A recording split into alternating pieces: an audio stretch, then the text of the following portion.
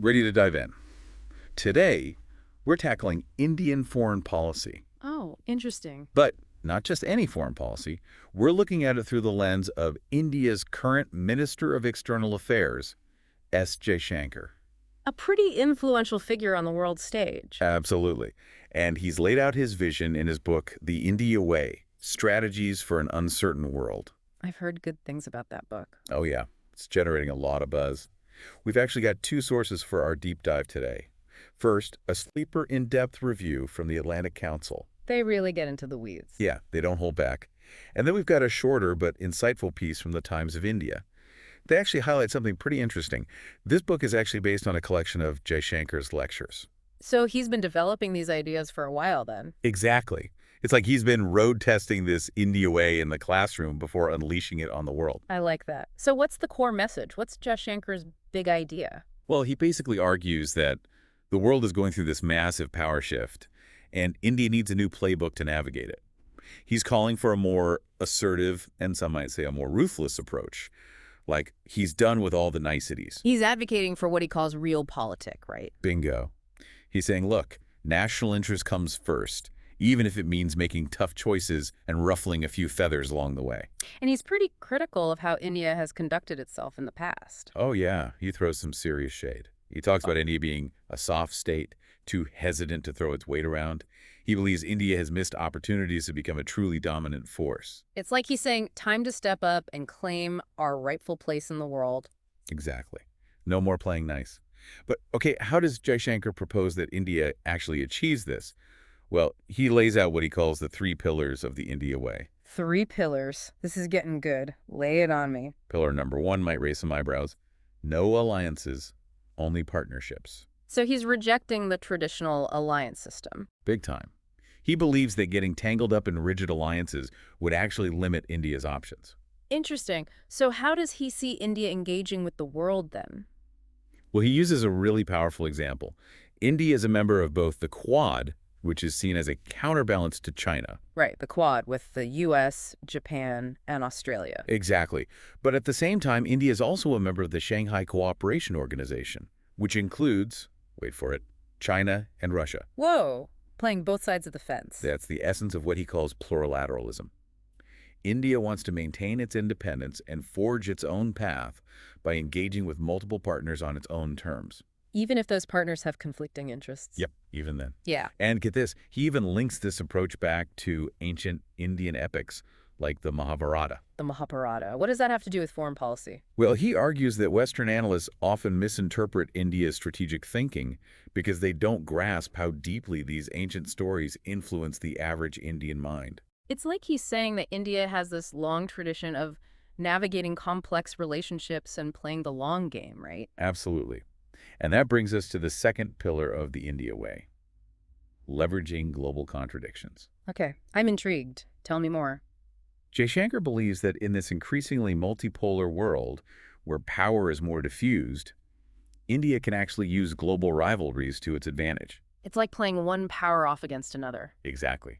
He even talks about engaging with the U.S., China, the EU, and Russia all at the same time. Talk about a balancing act. That's risky. Definitely high stakes. But he seems to think India has the diplomatic skills to pull it off. Now, pillar number 3 is where things get really interesting. Embracing contradictions. Embracing contradictions. How does that work in a real political framework? Right. It seems counterintuitive at first, but Jaishankar acknowledges that his approach might appear inconsistent. But he argues that navigating these seeming contradictions ends the India way. Okay, so how does that play out in practice? He uses a really vivid example. He talks about how India can host a massive Howdy Modi event with Trump one minute and then hold summits with China and Russia the next. Wow, that's quite a contrast. Exactly. It's like he's saying, we can do it all. And he's not afraid of what other countries might think. That's a pretty bold statement. So we've got these 3 pillars. No alliances, exploiting global tensions, and embracing contradictions. It's a pretty radical blueprint, to say the least. It really is. And it raises a lot of questions like, how does this India way actually apply to the, let's call it the elephant in the room, China?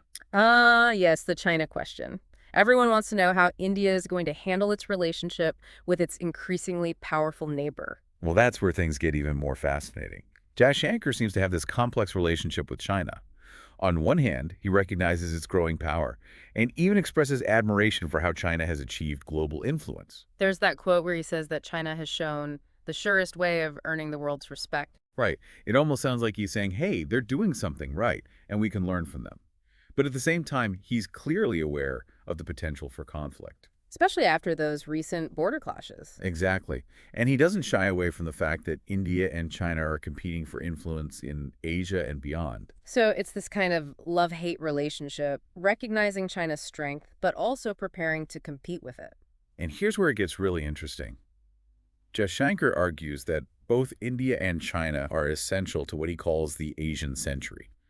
Like, he's suggesting they have a shared destiny, a shared interest in reshaping the global order. Potentially at the expense of the West. Right. And he's pretty critical of existing international institutions, which he sees as dominated by Western powers. This raises some important questions about how committed India really is to multilateralism, despite its rhetoric. It's a bit of a puzzle, isn't it? It is. And before we get too carried away with this grand vision of the India way, we need to consider some counterpoints. Good point. It's easy to get swept up in the rhetoric. Right. So the Times of India review we mentioned earlier points out that this book might be more a collection of personal reflections than a concrete policy roadmap. So it's one thing to articulate a vision, but it's another to translate it into action. Exactly. And the Atlantic Council review really digs into that, raising some tough questions. They point out a potential disconnect between India's ambitious rhetoric and its actual capabilities, especially given its economic challenges. Which have only been made worse by the pandemic. Totally. And they also question whether India can really pull off this balancing act, engaging with all these competing powers without eventually having to choose sides. Right, like how long can they keep playing both sides of the fence? And they also point to some potential hypocrisy in India portraying itself as this benevolent regional leader when its relationships with its neighbors can be pretty messy. Think about those border clashes with China, the ongoing tensions with Pakistan, and the occasional diplomatic hiccups with Nepal and Sri Lanka. Yeah, it's a reminder that reality is often more complicated than rhetoric. So we've got this tension between Jaishankar's bold vision and the potential obstacles in its way. It's a lot to unpack. It really is. And that's just the tip of the iceberg. We'll dive deeper into those challenges and what they mean for India's future in part 2. I'm ready when you are. Let's get into it. So we've laid out Jaishankar's vision, the India way, as he calls it. But can India actually walk the walk? Yeah, that's the million-dollar question, isn't it? The Atlantic Council review we talked about, they definitely raised some doubts. They do. And one of the biggest concerns they have is whether India can really pull off this balancing act, staying friendly with everyone. Right. Engaging all these major powers without having to choose sides. Especially with the U.S. and China. I mean, they seem to be on a collision course. It does feel like that, doesn't it? And the pressure's on for other countries to pick a team.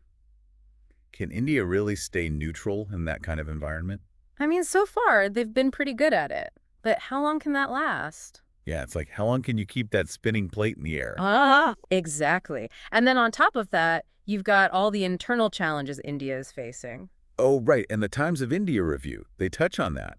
They point out that Jaishankar's book doesn't really address those domestic issues. Like the poverty, the inequality, the infrastructure problems, all that stuff. Yeah, I mean, those are pretty big hurdles, even if you have the perfect foreign policy strategy. Absolutely. It's like trying to build a skyscraper on a shaky foundation. Right. And then, there's another point that the Atlantic Council brings up that's pretty interesting. What's that? They question this whole idea of India as this, benevolent regional leader. You mean like a force for good in South Asia? Yeah, that's how India presents itself a lot of the time. But the reality is a bit more complicated, isn't it? Oh, for sure. I mean, the relationships with some of the neighbors are, well, let's just say they're not always smooth sailing. Yeah, think about it. You've got the border clashes with China, the long-standing tensions with Pakistan. And then even with Nepal and Sri Lanka, things aren't always perfect. Exactly. So it makes you wonder, right? Can India really lead if it can't even keep the peace in its own backyard? That's a really good question. And it makes me think about something else that's sort of missing from Jaishankar's book. What's that? This whole idea of soft power. Interesting. He's really focused on hard power, isn't he? Oh, yeah, military strength, economic clout. But what about things like cultural influence, diplomacy, Yeah. building genuine goodwill with other countries? Right, it's like he's building this massive fortress, but he's forgetting to tend to the garden outside. Exactly. And India has so much to offer in terms of soft power, the Yeah. culture, the democratic values. Yeah, and the art scene, it's incredibly vibrant.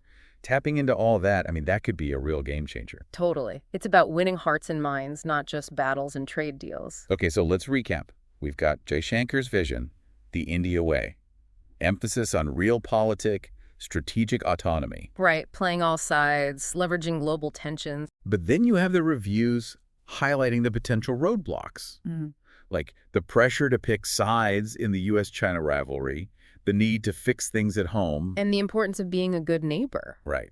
And then, on top of all that, you've got the wild card factor. Oh, yeah. Things you just can't predict. Like, hello, a global pandemic. Right. COVID really shook things up for everyone, including India. Totally.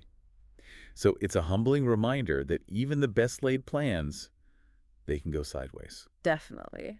But even with all this complexity, all these challenges, I think it's important that we're even talking about this. Oh, you agree? I mean, understanding this India way, the potential, the pitfalls, that's crucial if we want to grasp where India's going. Absolutely. It's like they're a major player on the world stage. What they do matters. Exactly. And as we head into the final part of our deep dive, I think it's time to zoom out even further. Okay, I like where this is going. Zoom out.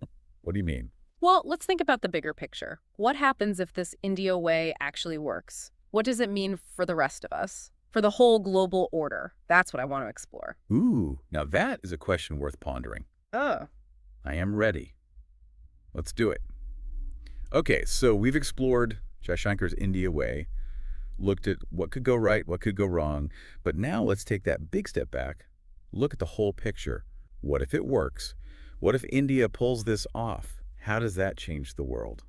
That's the big question, isn't it? And Jaishankar, he's pretty clear. He wants to shake things up. He's not a fan of the current world order. You mean like the Western-dominated order? Exactly. He Yeah. thinks it's outdated, biased. He's looking ahead to what he calls the Asian century, with India and China at the helm. So that raises a lot of questions, doesn't it? Like what happens to the UN? Yeah. Jaishankar's not exactly a big fan. No, not really. He sees it as a relic of the past. So could we see new alliances, new institutions popping up, maybe ones that better reflect this multipolar world Jaishankar keeps talking about? It's definitely possible. And if India can pull off this balancing act, staying independent, keeping everyone happy, that could be a model for other countries. Oh, absolutely.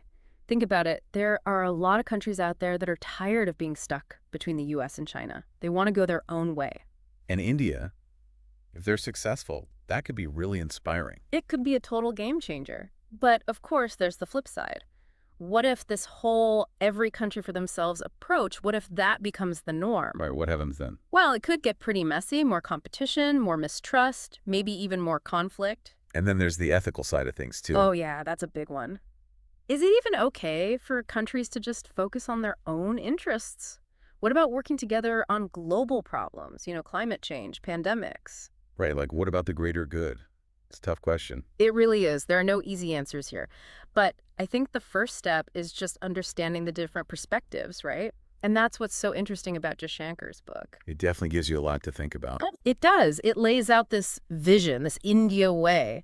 And whether you agree with it or not, it's a reflection of where India is at right now. It shows their ambition, their anxieties, how they see themselves in the world. Exactly. It's a bold vision, full of contradictions, full of challenges. But one thing's for sure, it's going to be a major force in the 21st century. Well, I think it's safe to say this deep dive has given us all a lot to chew on. I'd say so. I mean, it really makes you think, what does it even mean to be a powerful country these days? What about ethics? What kind of world do we want to build? Such good questions. Really important ones. And as always, I think the best way to start finding answers is to keep learning, keep asking questions, keep these conversations going. That's what we're all about here on The Deep Dive, exploring these big ideas, digging into the complexities. So thanks for joining us on this journey. Until next time, keep diving deep.